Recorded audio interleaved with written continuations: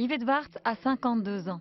Attachée au service d'aide à domicile en milieu rural de Herve, elle travaille comme aide familiale, un métier qu'elle a toujours voulu faire, même si cela n'a pas été sa première expérience professionnelle.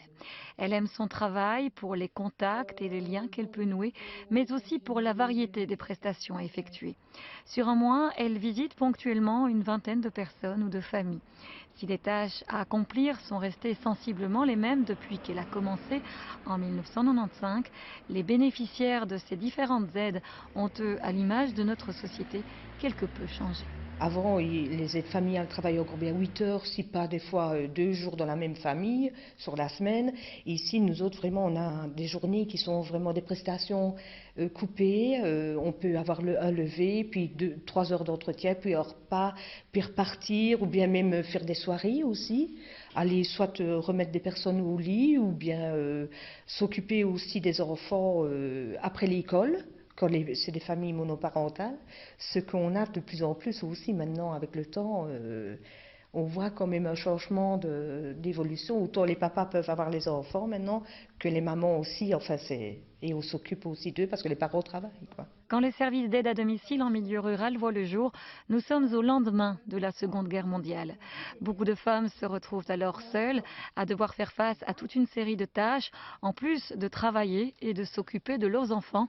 Aussi, l'arrivée de ces aides est bien utile, une aide qui s'est au fil du temps professionnalisée. Oui, obligatoirement, parce que ces personnes-là, quand on fait uniquement du bénévolat à cette époque-là, pour la suite, au niveau des pensions, il n'y avait rien qui était reconnu. Et donc, il a fallu professionnaliser, vraiment aussi mettre des distances, se dire qu'on allait d'une façon professionnelle et non pas d'une façon plus amicale. Et donc, dans les années 70, ça s'est vraiment professionnalisé. La profession d'aide familiale est aujourd'hui protégée, autrement dit, il faut décrocher un diplôme pour l'exercer, ce qui n'est pas le cas du métier d'aide ménagère, avec lequel on la confond encore trop souvent. Il s'agit bien de deux métiers distincts. Donc, l'aide ménagère, c'est purement l'acte technique.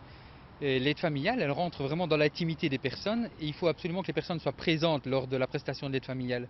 Et ça, c'est important pour créer un contact, pour être à l'écoute et pour détecter un peu les besoins de la personne. Et tout ça, naturellement, c'est un peu le savoir-être également qui est important. Aujourd'hui, ce service d'aide à domicile en milieu rural couvre 17 communes, toutes situées dans l'arrondissement verviétois. Il compte 300 employés, des administratifs, des assistants sociaux, des gardes à domicile, des aides ménagères, des aides familiales et un ouvrier polyvalent. Une bien belle entreprise qui, chaque année, rend la vie plus facile à un peu plus d'1 millier de personnes.